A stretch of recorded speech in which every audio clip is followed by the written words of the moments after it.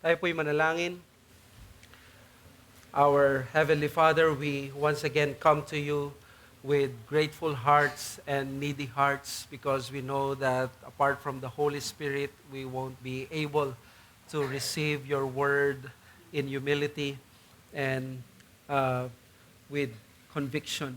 We ask, Lord, that your Holy Spirit would send the light to us so that we will see what is in your word. Illumine us with the power of your word, with the Holy Spirit, so that we will respond to your word as you confront us with it. We ask, Father, that every one of us here would benefit from you, either for salvation or for sanctification of your church. Thank you so much. We ask these things in Jesus' name. Amen. Pag matatapos na ang taon, naging kasanayan na sa ating mga news channel ang pagkakaroon ng year-end review at binabalikan ng mga news channel na ito ang mga nangyari sa mga nakaraang mga buwan, whether maganda o hindi maganda. Ang mga bagay na maganda ay nare-remind tayo sa mga positibong bagay na nangyari sa ating bansa, sa ating mundo. Ngunit naroon din yung mga negatibong bagay na kung maaari ay hindi na natin babalikan. Lalo na kung ito ay personal.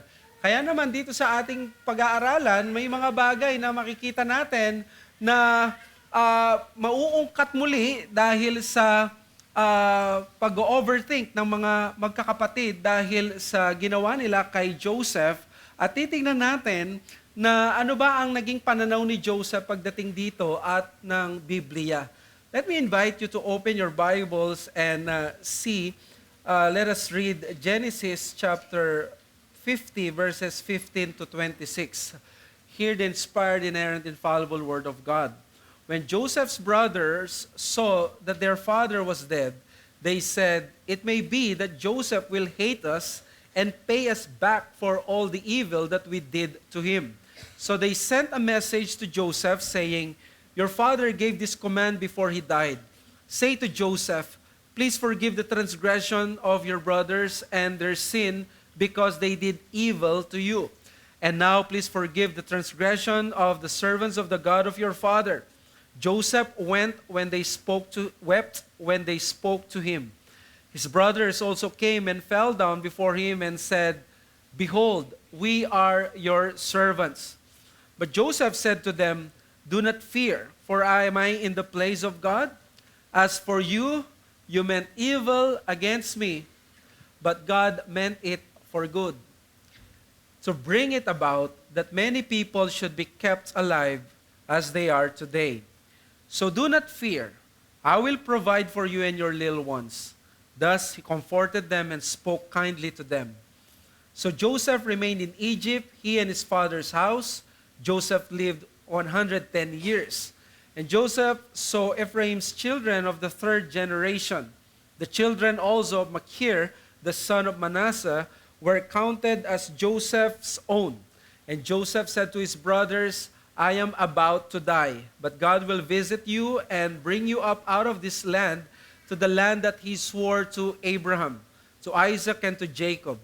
Then Joseph made the sons of Israel swear, saying, "God will surely visit you, and you shall carry up my bones from here." So Joseph died, being 110 years old. They embalmed him, and he was put in a coffin in Egypt.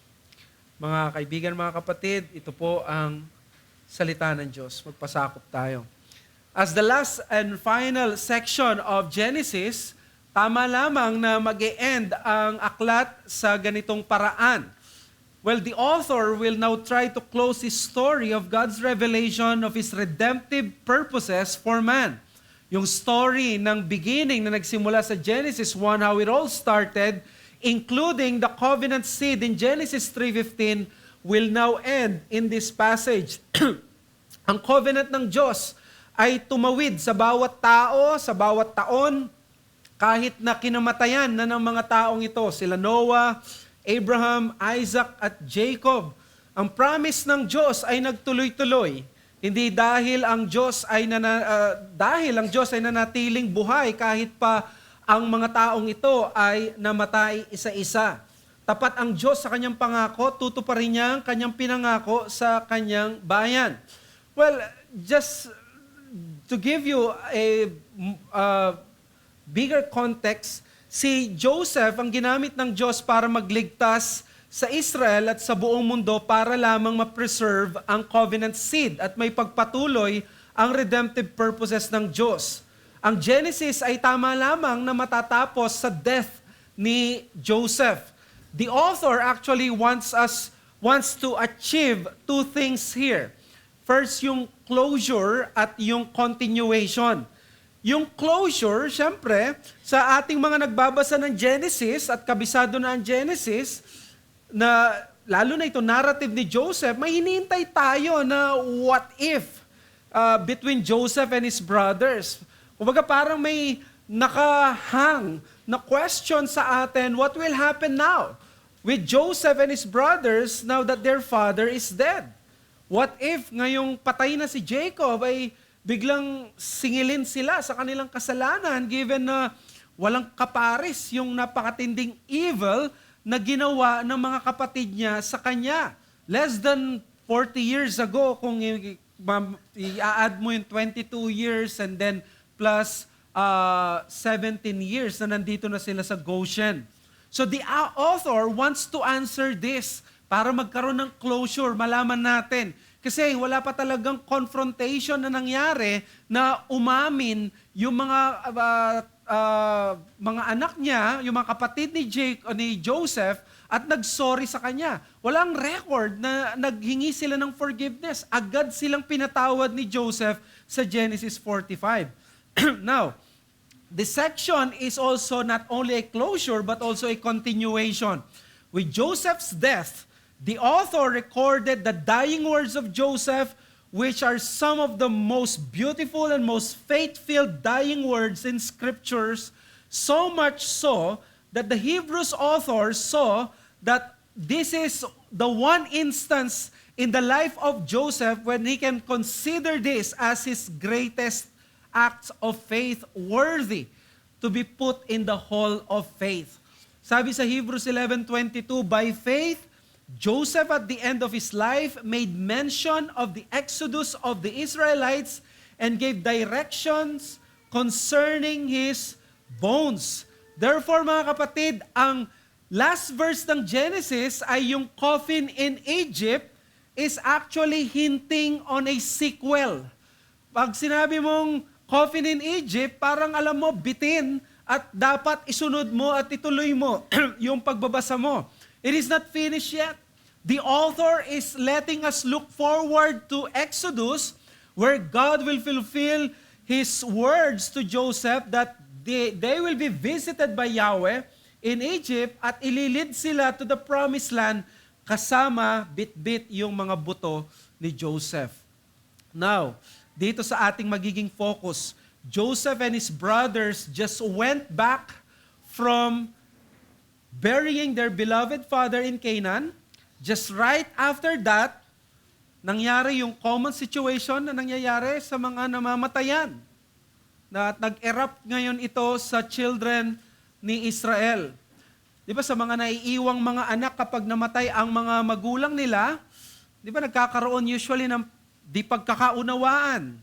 At times tungkol yan sa mga important family matters like inheritance, yung parental house, mga personal items, especially yung mga iba't iba pa na mga bagay. Sino yung titira sa bahay na to? Sino magmamana nito? Medyo fragile ang mga ganitong moments dahil we can assume na ang mga magkakapatid madalas ay may mga galit sa isa't isa dahil wala na ngayon ang kanilang matriarch or yung patriarch. Anytime a conflict may erupt, old wounds may open. Yung mga dating na pagtitiisan ng ugali, ngayon ay pwedeng sumabog at maungkat. Now that's exactly what happened here with Joseph and his brothers. Wala na ang kanilang ama. Ang kanilang kapayapaang natatamasa ay biglang na-threaten at inisip nila ngayon na baka itong si Joseph ay may grudge pa sa kanila na tinatago at pinipigilan lamang. At ngayon, wala na ang kanilang ama na baka pinagbibigyan lamang niya itong mga kapatid niya, maisipan niya ngayong gumanti sa mga kasamaang ginawa nila sa kanya many, many years ago. Dito ay hindi lamang nagulat si Joseph. Nung narinig ito ni Joseph sa verse 17, ang sabi ng Bible, he wept when they spoke to him and said, these things na sabi niya, it became one of the most favorite and most quoted verses of the Bible. As for you, you meant evil against me, but God meant it for good. Now, brothers and sisters, this is not simply a powerful statement of a powerful person. This is a gracious statement of one's faith in God and his unwavering belief in the sovereign hands of God who controls all things. Imagine first the evil done to Joseph. He was betrayed by his brothers by selling him to the foreigners. Pinagtulungan siya, iniwanan siya, kinawawa siya, pinagmalupitan siya. Hindi siya pinansin nung siya'y nagmamakaawa. Kaya anong result? Paghihirap sa Egypt for 17 years. Sa Genesis 42:21 ang sabi doon, nung nagko-confess na sila, nakokonsensya sila, then they said to one another, in truth, we are guilty concerning our brother, in that we saw the distress of his soul when he begged us, and we did not listen. That is why this distress has come upon us. Napaka-evil nito. Could you imagine yung bunsong anak nila, ay bunsong kapatid nila, magkakasama lalaking mga katawan, nandoon sa hukay na pwede siyang malapa ng mga hayop, nagmamakaawa pala ang kanilang kapatid. Could you imagine, napakarami, gusto siyang patayin, gusto siyang bugbugin. They saw the distress of his soul and he begged for them pero hindi sila nakinig. Napaka-harsh at napaka-demonic ng ganitong mga kapatid. Yet consistently, anong makikita natin dito? Joseph had the same solid yet humbling and heart-wrenching answer. Mula sa Genesis 45 hanggang sa Genesis 50, consistent si Joseph sa sagot niya. You meant it evil, but God meant it for good. To save many peoples and to save many lives. So dito makikita natin ang isang theological dilemma, pero isang confession of faith just because of that one element, and that element is the sovereign purposes of God. Because of the providence of God, itong taong ito na pinagmalupitan, ginawa ng masakit, ginawa ng unfavorable at unjust na mga bagay, halos considered na crime, na reclusion perpetua o kaya death penalty ang magiging kapalit. Yet, he was able to say God meant it for good. Why and how? There's only one reason. Because of that one element here, and that is the sovereign purposes in the providence of God. At yan ang gusto ko maging message this morning. Only by considering the sovereign purposes of God can a believer accept that all the evils done to him can bring about something good. Only by considering the sovereign purposes of God can a believer accept that all the evils done to him can bring about something good. We are talking here of exhaustive sovereignty. We are including everything na nangyari sa buhay ni Joseph at sa buhay mo, including the evils and the greatest evil that has been done by any person or a group of people sa iyo, including yung sarili mong kasalanan at sarili mong pagkukulang. Think of the greatest act of sin na nangyari sa iyo. And ilapat mo dito sa message that only and only by considering the sovereign purposes of God can you, as a believer, accept that all those evils done unto you can bring about something good. Which means without the sovereign purposes of God, you cannot try na maiweave ito at maiisip mo that there would be something good that can come out of it. On the basis of this confidence only that Joseph was able to let go of what his brothers did to him in the most genuine and most admirable way. Walang bawian, walang gulangan, walang plastikan, walang anumang bagay na masasabi mo na abandonment sa pinag-usapan nila. This is one of the classic theological statements of the book. In fact, it is so impressive to see Joseph possessing this theological outlook early at this redemptive history. Parang pang New Covenant level na yung understanding ni Joseph dito dahil halos walang pagbabago ang statement na ito when you go to the New Testament and in the New Covenant. Inulit lang halos at kinopya lang ito ng New Testament. Kaya kahanga-hanga na marinig in the very first book ng Bible, maisasabi na ito ng isang mananampalataya. This only shows how his adversity, yung adversity ni Joseph has pushed him to the limit and really held on to God in the deepest communion possible. The more na nahirapan siya, we saw him the more na lalo siyang kumapit sa Diyos. And the more na kumapit siya sa Diyos, the more na lalo niyang naunawaan ang higher at sovereign purposes ng Diyos. At ito rin ang evangelical use ng passage na ito na nasa harapan natin. Yet, this beautiful and mind-boggling doctrine needs to be handled with care and balance. As imperfect creatures, this doctrine that is so perfectly handled by our perfect God, we may mishandle this if we are not careful. Ang tawag dito is the doctrine of confluence. The doctrine of confluence says that there is the sovereignty of God and the responsibility of man. Together, hindi sila nagko-contradict, but they are perfectly working together in the hands of God. Two theological truths that operated in perfect harmony with man na hindi niya laging nanonotice, but with God, no problem seeing it because He is the one in charge. Yet even when God operates in His mysterious ways, His wonders to perform, man's actions are not excused. Man remains responsible. Man's actions are not excused but rather established. He remains as a moral agent, fully responsible for his acts.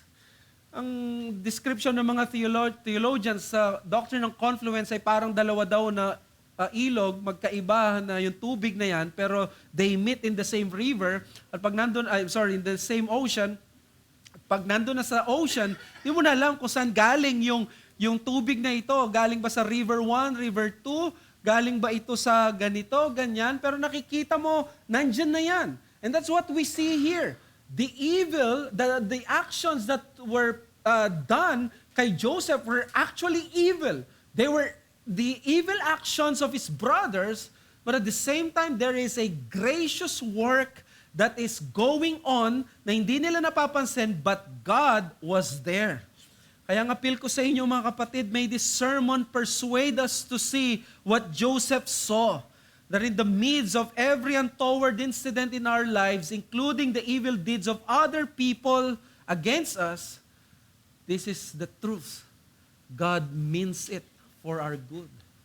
God meant it for good for Joseph, and God means it for good now, especially we who are in the new covenant. This is the gospel in our passage. Kaya gusto kong tanungin yung passage natin, what are the two balancing principles Joseph held in this incident? May dalawa tayong theological imperatives. Number 1, the providence of God should not be doubted. And number 2, the sin of others should not be downplayed. Dalawa ang dapat nating panghawakan dyan na makikita natin kay Joseph. The sovereign or the providence of God should not be doubted or it's not doubted. Si Joseph, he quashed the anxiety and fear of his brothers by resorting to the wise providence of God. Yan ang sabi niya sa verse 19, na nung umiyak siya, narinig niya na gano'n ang iniisip ng mga kapatid niya. Ano sabi niya? Sabi niya, fear not, am I in the place of God? You meant evil for me, but God meant it for good. Sabi sa verse 15, when Joseph's brothers saw that their father was dead, they said, "It may be." Nakita niyo yung word sa Hebrew, ang word na ito ay parang what if, conditional statement ito. In their anxiety, they conjured up an unnecessary worst case scenario. Sa verse 15 sabi, Joseph will hate us and pay us back for all the evil that we did to him.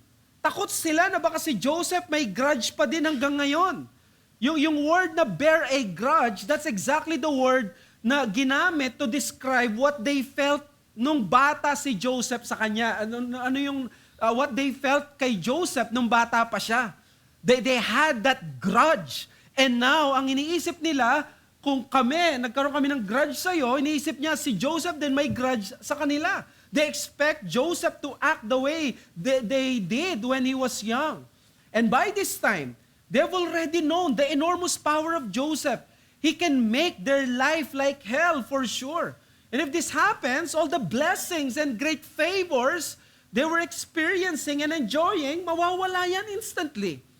So in the very first recorded overthinking in biblical history, the very first biblical overthinkers in biblical history, the brothers of Joseph, they thought that Joseph was still in the state of processing what have happened many a lifetime ago. So they offered immediately.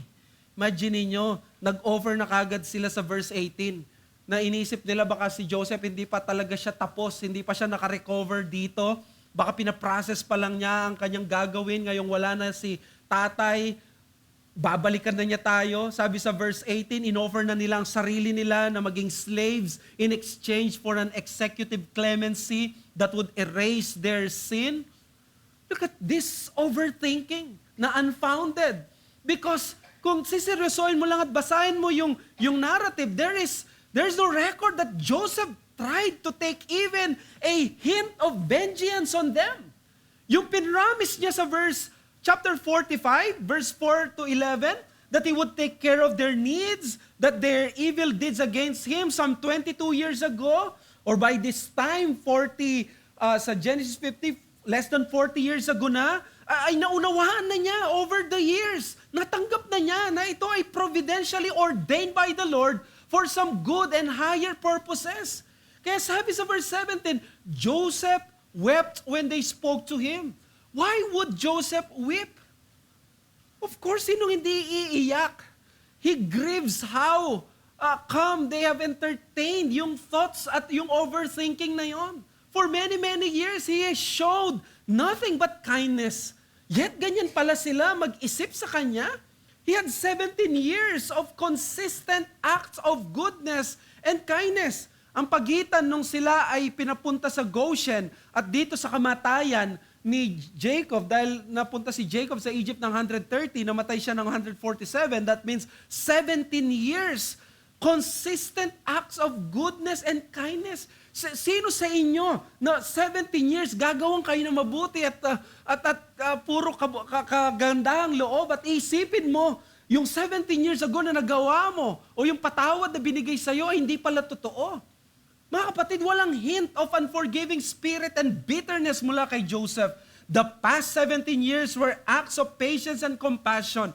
Ang lahat ng nakita nila ay nag-reinforce lamang sa sinabi ni Joseph nung una pa lang sa Genesis 45 na sila'y pinatawad na niya talaga. Yet somehow these guilty brothers could not shake it from their system that probably Joseph was only hiding something because how could he forgive such great evil done to him? It is so unbelievable. It is so incomprehensible to them. Pwede nilang iniisip, hindi totoong mapapatawad tayo nito kasi ganun-ganun na lang yon. Wala na lang yon. Para sa kanya, hindi nang ginawa natin sa kanya. Maganda yung comment ng 4th century Christian poet na si Ephraim the Syrian. Sabi niya, Joseph wept and said, "Do not be afraid of me, for although your father has died, the God of your father, on account of whom I will never strike you, is still alive." Ang ganda. Bakit ko kayo gagantihan kahit patay na yung tatay, pero yung Diyos ng ating tatay buhay pa? As long as buhay ang Diyos, sabi ni Ephraim the Syrian, mananatili yung aking sinabi sa inyo na kapatawaran. In fact, while the whole of Egypt was indebted to Joseph and they became his and Pharaoh's servants, ang mga kapatid ni Joseph, wala tayong balita na naging servants sila. Kung maalala ninyo, binenta na lahat ng mga Egyptians ang kanilang ari-arian, pera at yung lahat-lahat sa kanila para kay Joseph, para kay Pharaoh. In other words, de facto slaves silang lahat ni Joseph. But here comes these foreigners from Canaan na nirahan sa Goshen, the BGC of the land para sa kanila, or let's say kung ano mang maganda para sa iyo sa Pilipinas. That's exactly yung naranasan nila. Yet, anong nangyari dito? They were his brothers. They were not his slaves. Joseph allowed them to enjoy the fertile land of Goshen. Ang probability dito, ang probable dito is that yung mga kapatid ni Joseph, probably inisip nila, di pa kasi kami explicitly pumunta kay Joseph at na-admit namin yung mali namin. Hindi pa kami formally nag-solicit ng forgiveness. Wala pa talaga kaming closure. Imagine nyo, inabot na 17 years.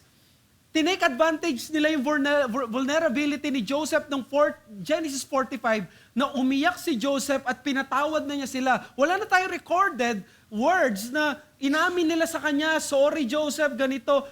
Kinover na lang sila ng kanilang tatay nung nandun na yung tatay nila. Hinayaan na lang nila na umiyak si Joseph at patawarin sila noon. Kaya ngayon eto, marahil iniisip nila, dahil di pa sila nakaingin explicit na kapatawaran, wala pa talagang closure sa puso ni Joseph, baka may hidden vendetta siya sa kanyang puso na naghihintay lamang kung kailan nilalabas laban sa kanila. Probably to them, isa itong trickery ng isang Master Joseph, the diviner. At sa sobrang takot nila, they can only send a message to Joseph, hindi muna sila. Pero nung nalaman nila, it broke the heart of Joseph, he wept. Bigla na silang sumunod at sinabi sa kanya, magiging slaves muna lang kami. Ano sabi sa verse 19? But Joseph said to them, do not fear. Alam nyo ba, ang first at ang last words ni Joseph sa kanila dito sa passage na ito ay do not fear. Do not fear. Am I in the place of God? Do not fear. I'll take care of your children. Pakakainin ko sila hanggang mamatay tayo lahat dito. Joseph comforted them with kind words. His whole statement is filled with compassion, tenderness, and assurance. Kaya sabi niya, for am I in the place of God? This is the very first reason why Joseph can tell his brothers not to fear. Totoo siyang naniniwala na nasa providensiya ng Diyos tulad ng sinabi niya noon sa Genesis 45. Alam niyang napakasakit ang ginawa ng kanyang mga kapatid, yet he fully knew that vengeance does not belong to his own hands. Even when he's got all the power in Egypt to make life difficult for these brothers. He does not want to play God. Kahit na siya ay nasa posisyon na parang Diyos na siya, tinawag siyang Savior ng Egypt, yet he explicitly assured them that he is not inclined to play that role that only God can assume. Admittedly, may temptation kay Joseph marahil na i-exact na yung divine justice dahil tawag naman sa kanya ay Diyos. Pero resolve si Joseph, no. Hindi ako mag-aasal Diyos sa kanila. Kaya no sabi niya sa verse 20, as for you, you meant evil against me, but God meant it for good. Joseph could say there's nothing to fear because he understood this high theology that God works good not only through good people and good circumstances, but even through evil men and evil deeds. Sinabi niya ito sa Genesis 45:5-8. Sabi niya, God sent me before you to preserve life. Do not be distressed or angry with yourselves. Verse 7, God sent me before you to preserve for you a remnant. They may not see this, yung all na ito, and even Joseph, hindi niya nakita ito immediately, but this is the God of providence. He works in the most unexpected and ordinary ways. He controls everything. Ang mangyayari kasama ang mga masasama. And because of this providence and sovereignty of God, Joseph was able to withhold vengeance and see the mighty hand of God working behind the scenes. Joseph also revealed one fundamental truth. dito sa text na ito, kahit wala pa tayo New Testament, that God is always doing good for His people and only good for His people. Wala siyang binabalak na anumang masama sa kanyang people because God is for them. Anong gusto kong i-point out dito, mga kapatid? Because there is God's sovereign purposes in His providence, we can actually forgive those who sin against us genuinely, immediately, and permanently. This is the principle here. Na dahil may sovereign purposes ang Diyos sa kanyang providence, hindi tayo kailangan makipagplastikan na magsasabing we forgive, pero hindi totoo. Kaya pala natin sa biyaya ng Diyos na magpatawad genuinely, immediately, and permanently. Dahil ang lahat ng ito ang ginawa ni Joseph. Here is the wonder of the providence of God na tanging ang alagad lang ng Diyos ang nakakakita. We can forgive those who have done evil against us with clear conscience, kahit di pa sila humingi ng tawad sa atin, and gain peace in our hearts simply because there is a God who takes care of every detail on earth. You don't have to take care of other details. Alam ng Diyos yung problema. Alam natin ang problema ng tao. Ito yung problema din ng magkakapatid. Alam niyo kung ano yung problema ng magkakapatid? Hindi sila makapaniwala na ganun-ganun na lamang na magpapatawad si Joseph. Probably they were saying, we know how the human heart operates. Kaya alam naming meron at meron pa rin yan grudges sa puso mo, Joseph. Lalo na hindi naman kami naghingi ng tawad sa iyo. Nagtatago lang yan. Darating yan, lalabas yan isang araw, puputok yan. Naghihintay lang yan ng pagkakataon, i-unleash yan. Itong mga kapatid ni Joseph, they are really the master theologians of total depravity. They were presenting themselves as they understand the workings of a sinful heart. Na nakatago lang yung galit. Isang araw ipaparanas na hagupitin ng kanyang unforgiving heart yung natitira niya sa kanyang sarili. Ang sama-sama ng ginawa namin sa kanya, tapos ganito yung isusukli niya, 17 years. Not even once na sinumbatan kami, puro kabutihan. 17 years na walang anumang kapalit. Binigyan kami ng compassion, ng patience, ng good life, abundant life. Hindi ba't kawawa naman siya at para siyang naisahan, naloko siya kung ganun-ganun na lamang? You see, what is the problem here, mga kapatid? It is not the problem here is not that what they say is not true. Kung seseryosohin natin ito at aminin natin, we might agree sa mga kapatid ni Joseph. We know these words, that there is truth in them. We also know how the human heart operates. Gusto naman natin talaga minsan gumante. Gusto nating i-justify ang pananatili ng galit at grudges sa ating mga puso by saying, kakaiba ito, iba to, sobrang sama na ng kanyang ginawa, kaya maunawaan ako ng mga tao, bakit ako galit sa kanya or magwi-withhold muna ako ng forgiveness kasi iba ito. Sabi ni R. Kent Hughes, they had hated Joseph when he was a boy, and now they could not believe that he did not hate them.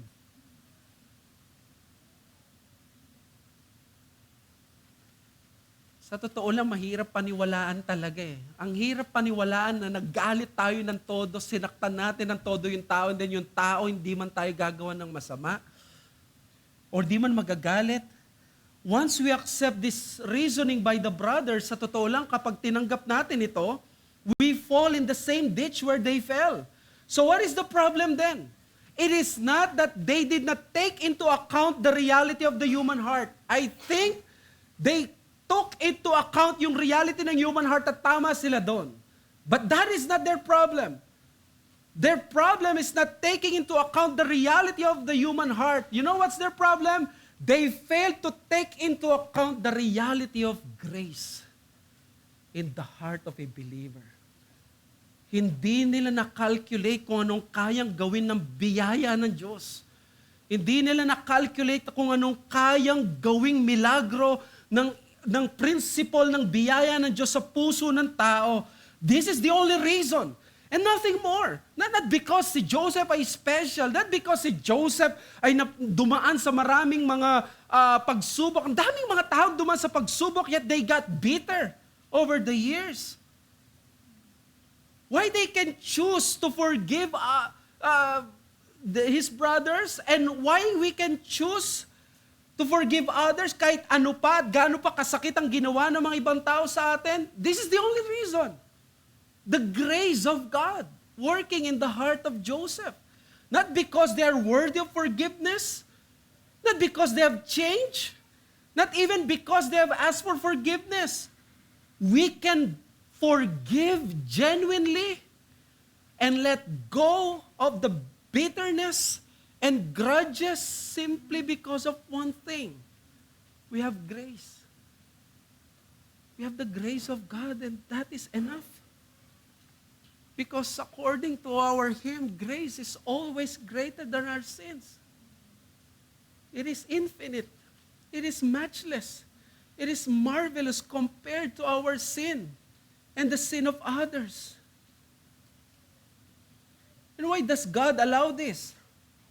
Dahil malupit lang ang Diyos sa atin at iba lang ang trip ng Diyos na ito? No.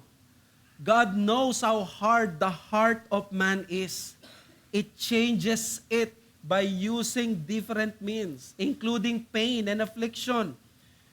At yan yung makikita natin, including the evil deeds of other people sa atin, ginagamit ng Diyos para sa atin na mag-inflict siya ng pain or magkaroon tayo ng affliction, but His intention is not really to hurt us, but to make us better later on.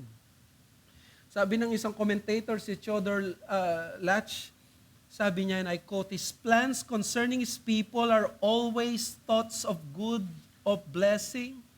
Even if He is obliged to use the rod, it is not the rod of wrath, but the Father's rod of chastisement for their temporal and eternal welfare. There is not a single item of evil in His plans for His people, neither in their motive, nor in their conception, nor in their revelation, nor in their consummation. Alam niyo, ang unbelievable dito is that for 17 years, di sila makapaniwala na wala kahit isang hint ng paghihigante sa puso nitong si Joseph. At hindi ka ba may excite kung isipin mo that you will still have, let's say, 40 to 50 years ng buhay sa mundong ito, and if you will ask the Lord yun sa 50 years na yun, kung pwede niyang i-box ang lahat niyon, wala kang makikita ni isang intensyon mula sa Kanya na gawang ka ng masama, not even a single day, not even a single second of your future years and future days. This is amazing.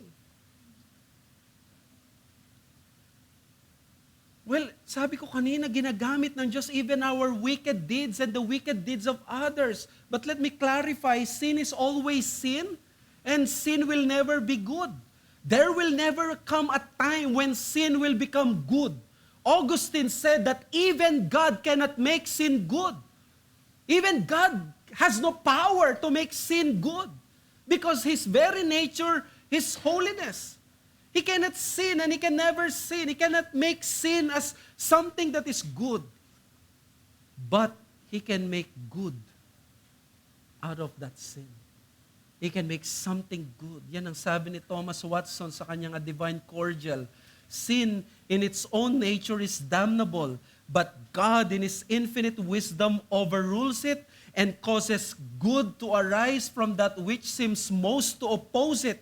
Indeed, it is a matter of wonder that any honey could come out of this lion. End quote.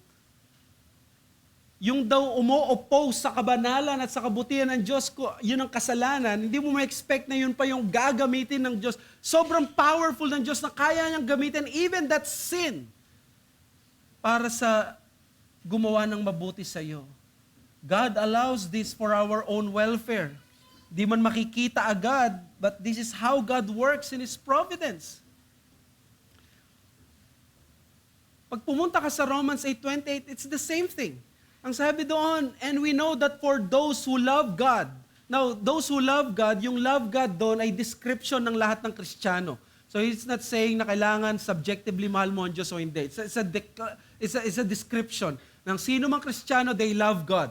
Sabi niya, for those who love God, for those Christians, sabi niya, all things work together for good. Hindi niya sinabing all things are good. Some things are bad.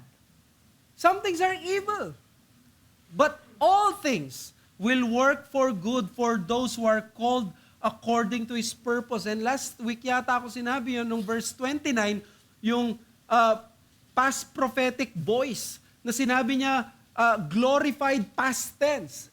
Parang nangyari na yung glorification natin kahit future pa siya. Napaka-sure sa harapan ng Diyos na mangyayari yung sanctification natin because all things will work for our good. Sa verse 29, Jeremiah 29:11 is the same thing. For I know the plans I have for you, declares the Lord, plans for welfare and not for evil, to give you a future and a hope. We can claim this, all those who are in the covenant of Christ. Especially in Genesis 50:20 sa akin, when I surrendered myself to the ministry, ito yung isa sa mga verse na nag-convict sa akin multiple times. During those times na ako ay naging Christian, there were a lot of persecutions. There were a lot of change of plans. Nag-aaral ako sa BSU, biglang pupunta sa seminary, something that wasn't supported by my family, of course. But during those times, while probably kung ako'y reform, I would continue pursuing my secular degree muna. But there was clarity in my conscience and I was clear sa conscience ko that I was obeying God. And I held fully onto the words of Joseph. Whatever these things na nangyayari, ano man ang sinasabi nila, ano man ang ginagawa sa akin, God will mean it for good. That was 2002. That's 23 years ago. And still true. Kaya napakatotoo mga kapatid na ang Diyos hawak niya tayo. Let me just challenge you, believe and teach your heart by the grace of God. That whatever evil and sin that have been brought against you were meant by God for your spiritual good ultimately.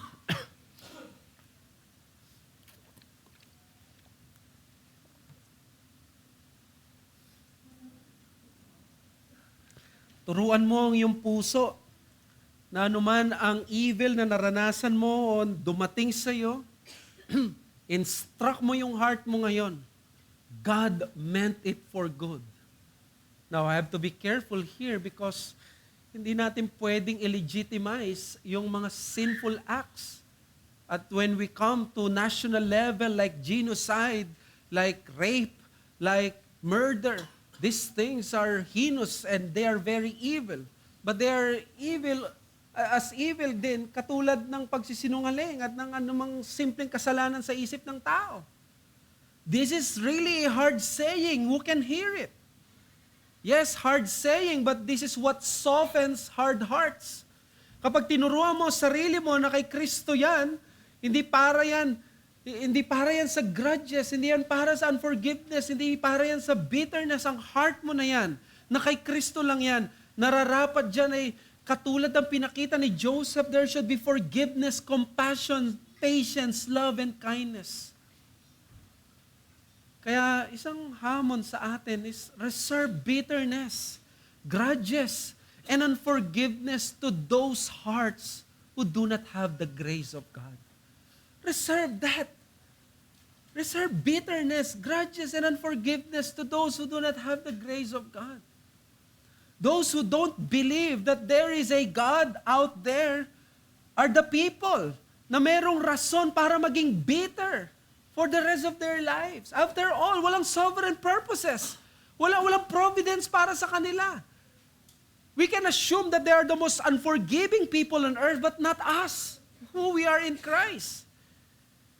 It also means that those who believe in a sovereign God, they will still get hurt. You may still receive the evilest and the most wicked things, probably. But at the end of the day, they can believe that God meant it for their good, their own good, for the good of other people.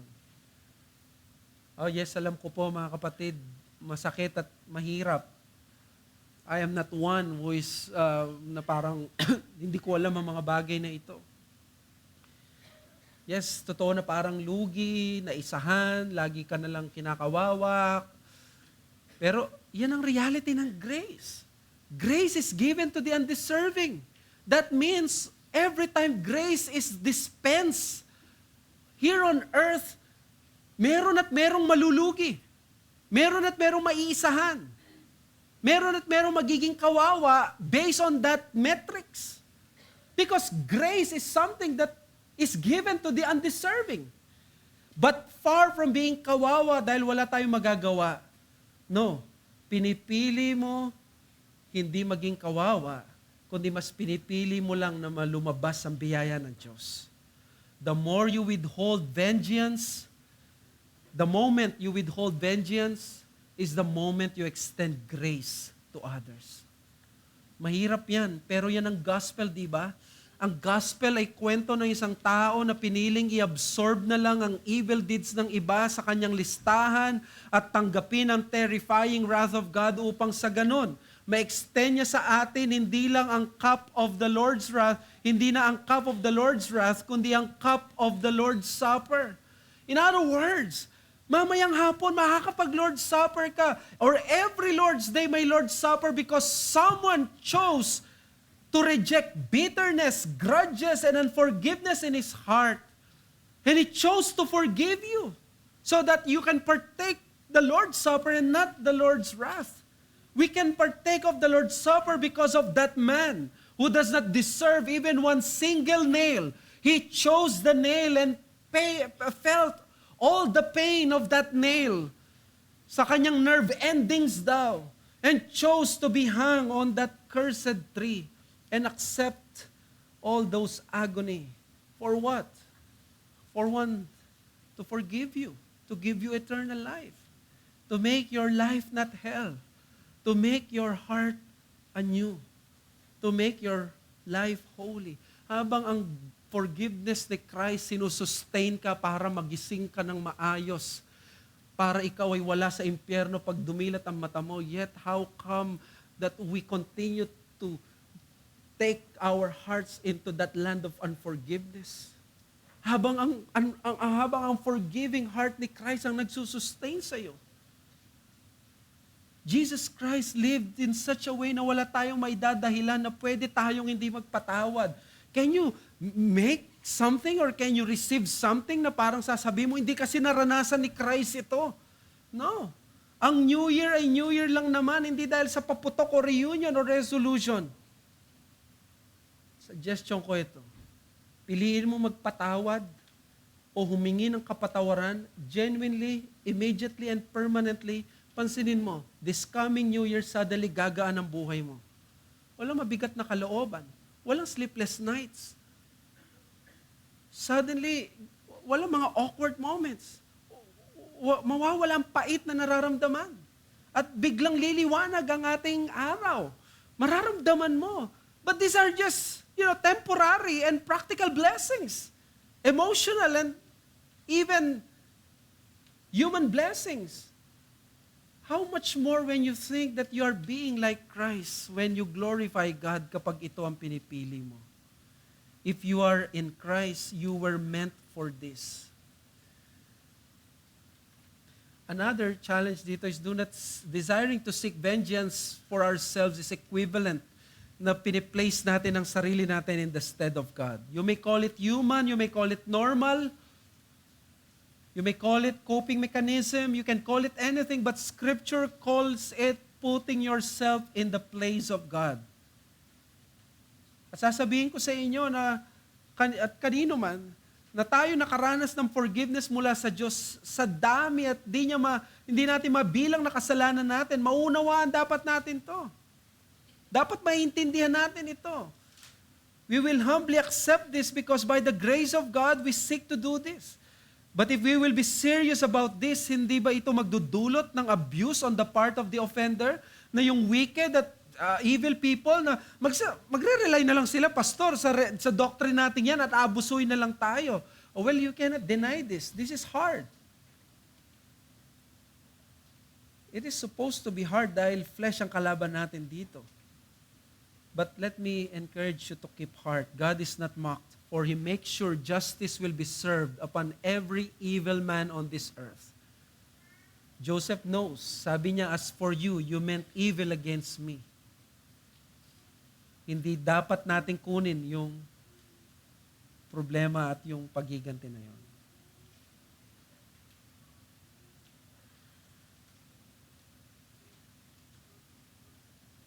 Another final reflection dito sa point na ito is that kung ganito pala ang evil na ginawa ng iba, at kung ikaw ay si Joseph at ikaw yung offended, at hindi ikaw yung offender, di ba magandang reaction mo is not vengeance, but a humble confession. Dapat sabi mo, but for the grace of God, there go I. Kung hindi naman sa biyaya ng Diyos, ikaw ang mananakit eh.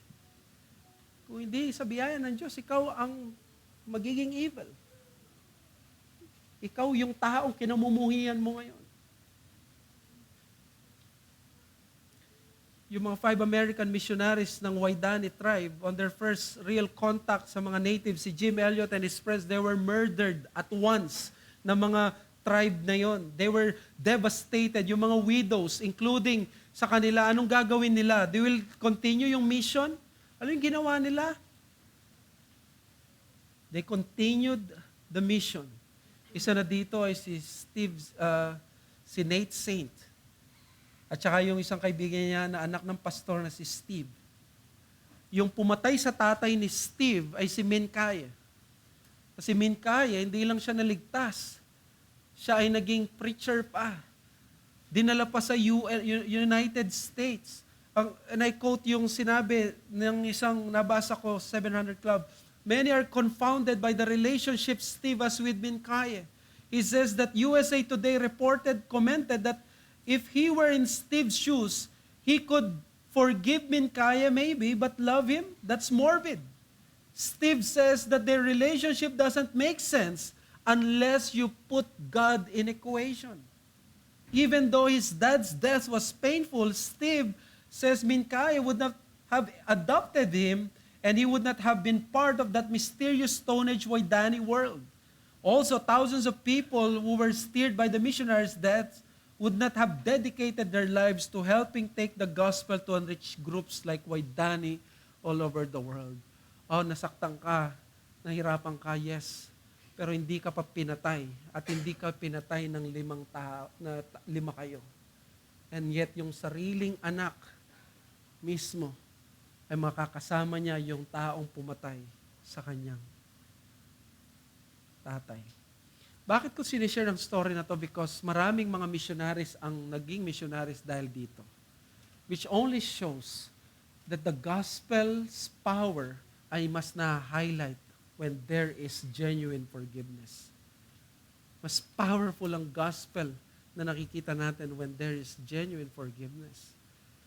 Let me go mabilis sa ikalawa. The sin of others is not downplayed. Baka ang isipin kasi natin ay parang magte-take advantage ang iba. No, consistently, Joseph did not shy away from calling his brothers' actions as evil. In fact, his brothers too. Di ba yung mga brothers niya sa verse 15, all the evil that we did. Verse 17, transgressions of your brothers and their sin, because they did evil to you. Verse 17, forgive the transgression. Walang indication na si Jacob ay sinabi niya ang mga to, pero ang gusto ko mapansin nyo dito is that even yung kanyang mga kapatid, di ba, explicit full confession ito. For the first time in the narrative, nakita natin na ina-admit nila yung mali nila kay Joseph, and by their own mouths, what had happened nung sila'y bata, tinawag nilang act of evil. Yung dinevise nilang plan. It was a transgression. It was a sin. It was evil. Walang euphemism na ginamit sa kanilang statement. Walang softening of terms. Walang explaining or making excuses. There was no sugarcoating, calling their sin as simply mistake or parang ganito. Walang defense on their part na hindi namin sinasadya, hindi namin gusto mangyari. No, sin was called sin and evil was called evil. They called a spade a spade. And then si Joseph, sumunod din siya sa verse 20, you meant evil against me. Even after 17 years being together in Egypt, hindi nagbago ang kanyang words. Evil was evil pa rin. Joseph has the robust theology of grace and also of sin. Hindi lang theology of grace ang meron siya. So what is the point here? The biblical forgiveness, that biblical forgiveness does not mean downplaying the offender's sin, is crucial to rightly call for genuine repentance. Bakit kailangang manatiling tawagin yung sin as sin? Na kahit nagpapatawad tayo, we call sin as sin because crucial yun. To call for genuine repentance. While we forgive the offender, we are not saying to him na you can go and sin, continue to sin. Kanina ang call natin ay genuine forgiveness, that it is possible. Pero to balance, genuine repentance din ang dapat i-call out doon sa offender. Hindi i-soften, i-gaslight at i-downplay. Ito ang kailangang masanay sa atin. Linawin natin na na-commit na kasalanan ay seryosong kasalanan. Biblical forgiveness is not downplaying the offender's sin, but the outpouring of the offended person's mercy.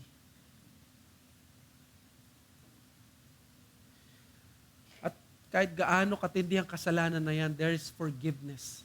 As I always say, whatever the gospel can forgive, the Christian can also forgive. Hindi lahat kaya magpatawad, pero ang kaya magpatawad ay mga Kristiyano. Ilang mga araw ko na rin pinakikinggan yung isang song ng Metallica na matagal ko nang gusto at napapakinggan. Hindi ako masyadong fan ng Metallica dahil sa sobrang ingay ng kanilang but there are some power ballads at glam metal na, Nothing Else Matters, Enter Sandman. But there was one of the very best songs na very intriguing ang title. You know ang title niya? The Unforgiven. Written noong 1991, napaka-lyrical genius ang lumabas doon sa author or sa writer na ito, yung lead guitarist at yung lead vocal si James Hetfield ng Metallica. Lumaki siya sa isang Christian Science at doon sa household niya, bawal ang medical treatment. Kaya at the age of 16, namatay yung kanyang nanay because yung family niya at yung religion niya, they refused to apply medical treatment.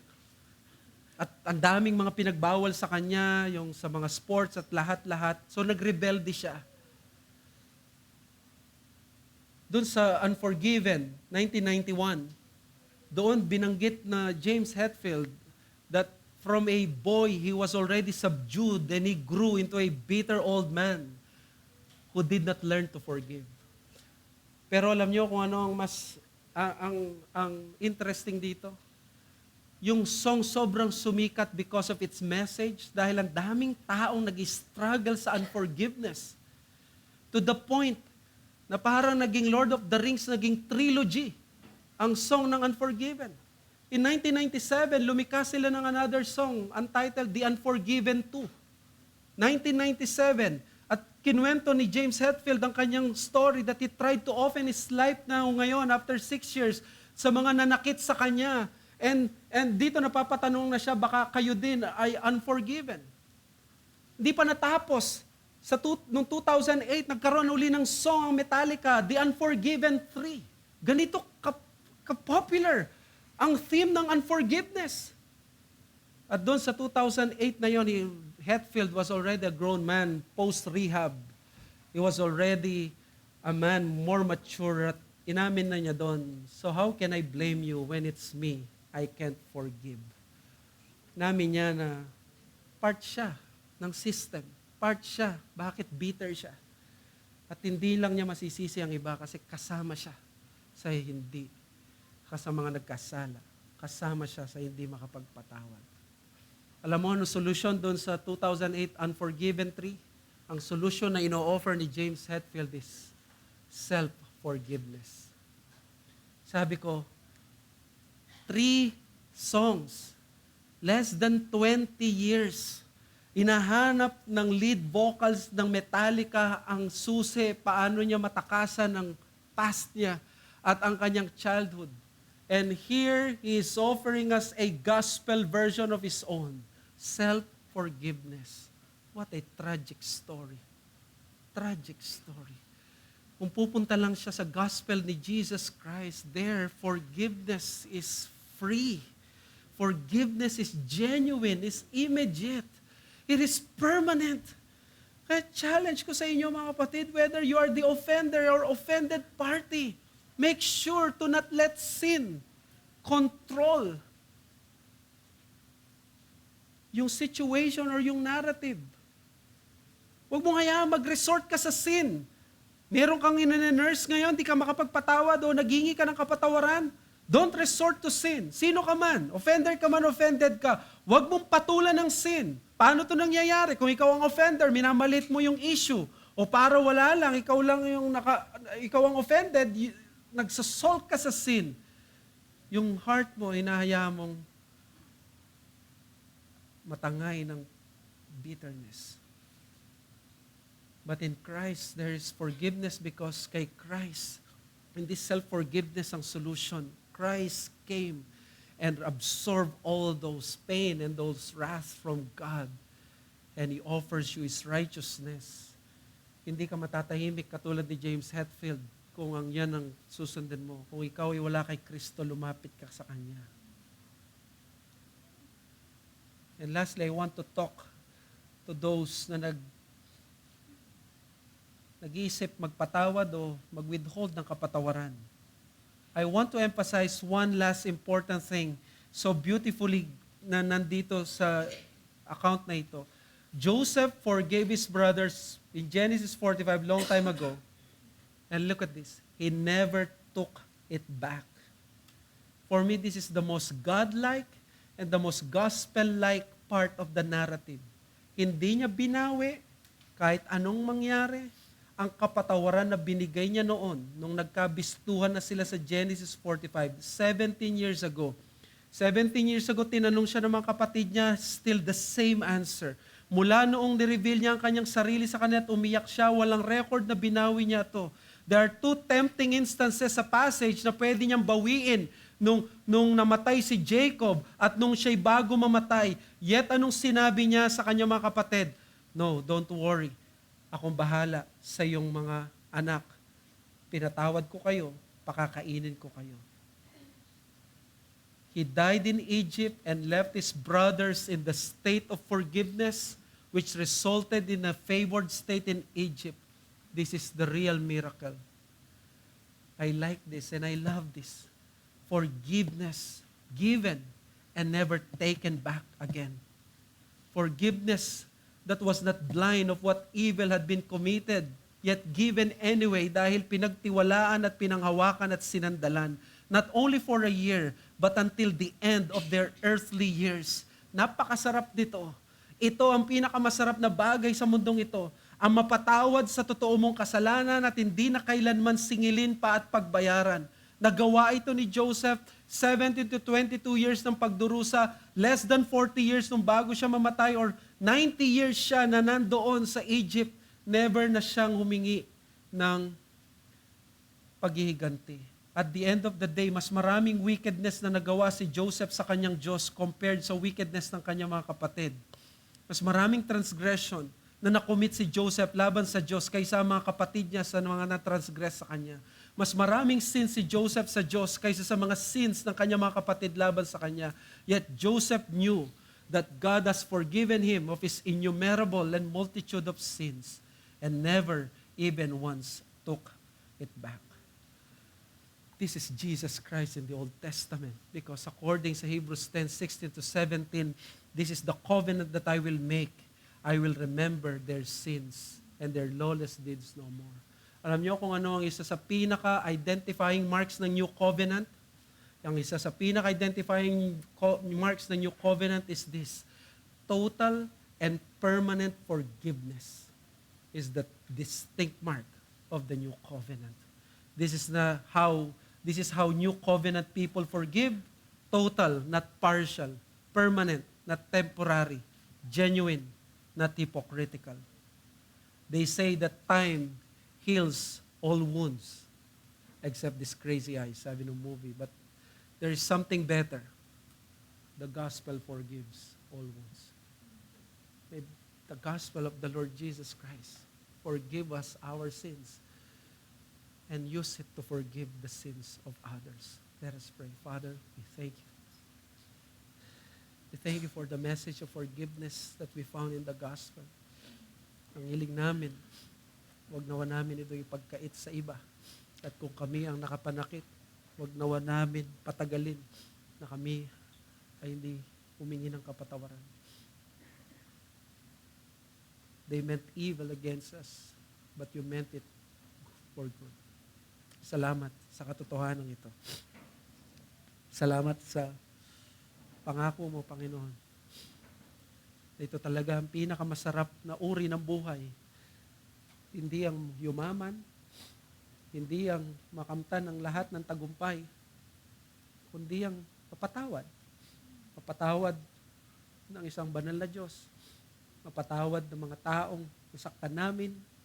Mapatawad ng mga taong mahal namin, minahal namin at patuloy naming minamahal hanggang ngayon.